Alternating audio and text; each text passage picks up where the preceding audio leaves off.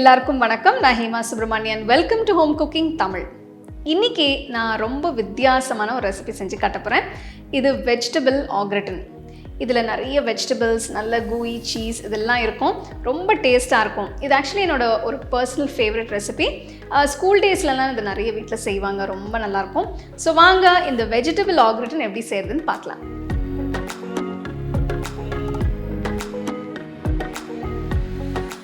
இந்த ரெசிபிக்கு முதல்ல காய்கறிகளை வேக வைக்கணும்.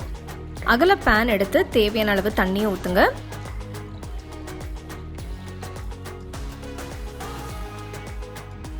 தண்ணி கொதிச்சதும் இதில் 1 டீஸ்பூன் உப்பு சேர்த்து காய்கறிகளை போட ஆரம்பிக்கலாம்.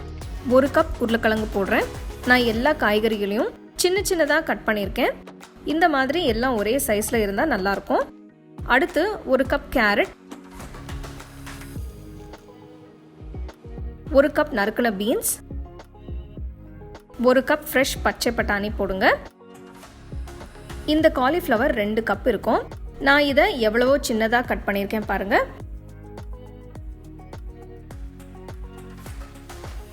இப்போ காய்களை போட்டாச்சு.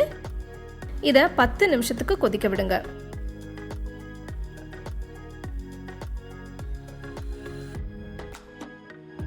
பத்து நிமிஷம் ஆயிடுச்சு.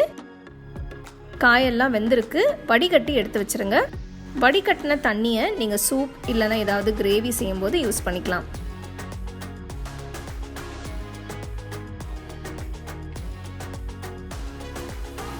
அடுத்து ஒயிட் சாஸ் செய்யலாம். இதுக்கு பேனில் 100 கிராம் உப்பு இல்லாத வெண்ணெய் போடுங்க. நீங்கள் உப்பு இருக்கிற வெண்ணெயும் யூஸ் பண்ணலாம். இந்த சாஸ் நல்ல ஃப்ளேவராக இருக்கிறதுக்காக நான் இதை கொஞ்சம் வித்தியாசமாக செய்ய போகிறேன்.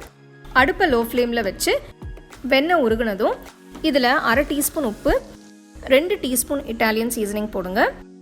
இது சூப்பர் மார்க்கெட்டில் கிடைக்கும். அடுத்து ஃப்ரெஷ் மிளகுத்தூள்,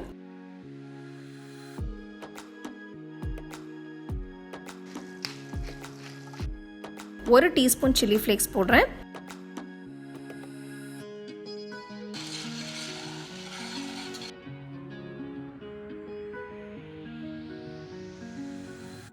அடுத்து இதில் 2 டேபிள் ஸ்பூன் மைதா மாவு போட்டு கிண்டுங்க. அடுப்பை லோ ஃப்ளேம்லேயே வச்சு இதை செய்யணும்.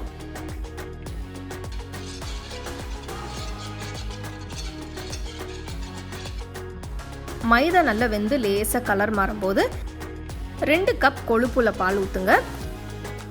சாஸ் ரிச்சாக க்ரீமியாக இருக்கணும்னா நீங்கள் கொழுப்புள்ள பால் தாங்க யூஸ் பண்ணணும்.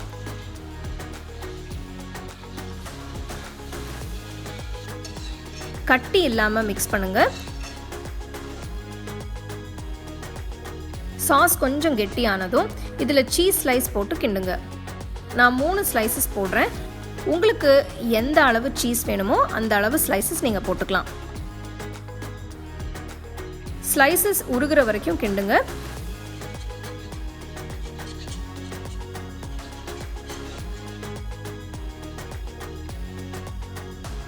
இப்போ பாருங்க, சாஸ் நல்லா திக்காக க்ரீமியாக இருக்கு. முக்கியமாக சாஸ் கட்டி எதுவும் இல்லாமல் நல்லா ஸ்மூத்தாக இருக்கணும்.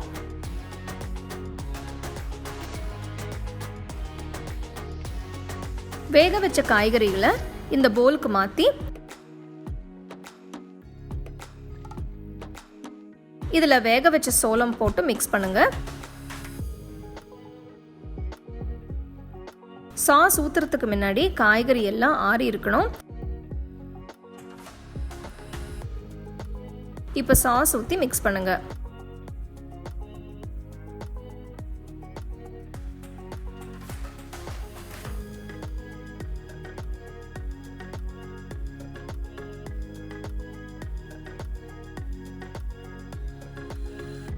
அடுத்து கொஞ்சம் மாட்சரெல்லா சீஸ் துருவுறேன்.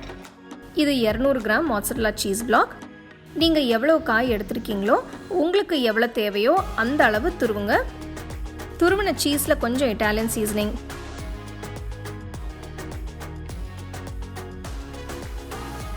சில்லி ஃப்ளேக்ஸ் போட்டு மிக்ஸ் பண்ணுங்க. பிளெயின் மாட்சரெல்லா போடுறதுக்கு பதிலாக இந்த மாதிரி கொஞ்சம் ஃப்ளேவர் சேர்த்து போட்டால் நல்லா இன்னும் டேஸ்ட்டாக இருக்கும். அடுத்து ஆக்ரட்டின் பேக் பண்ண போகிறேன். இதுக்கு நான் 4 ராமிக்கின்ஸ் எடுத்திருக்கேன். உங்ககிட்ட ராமிக்கின்ஸ் இல்லைன்னா பெரிய கேசரோலில் எல்லாத்தையும் போட்டு ஒன்றா பேக் பண்ணலாம்.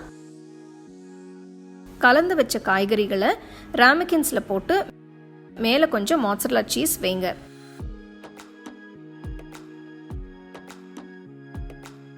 அவனை 200 டிகிரி செல்சியஸ்க்கு 10 நிமிஷத்துக்கு ப்ரீ ஹீட் பண்ணுங்க.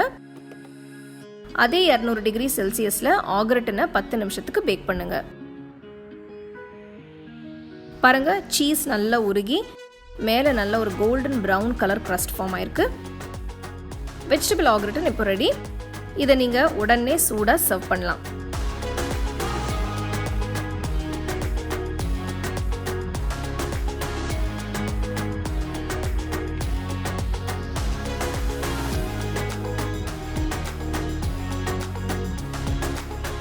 நல்ல அருமையான கூயி சீஸியான வெஜிடபிள் ஆக்ரட்டின் எப்படி செய்கிறதுன்னு பார்த்தீங்க. இந்த ஒயிட் சாஸ் வந்து நான் செஞ்ச மாதிரி செஞ்சிங்கன்னா அதில் ஃப்ளேவர்ஸ் எல்லாமே ரொம்ப நல்லாயிருக்கும். இதை நீங்கள் பாஸ்டாக கூட யூஸ் பண்ணிக்கலாம்.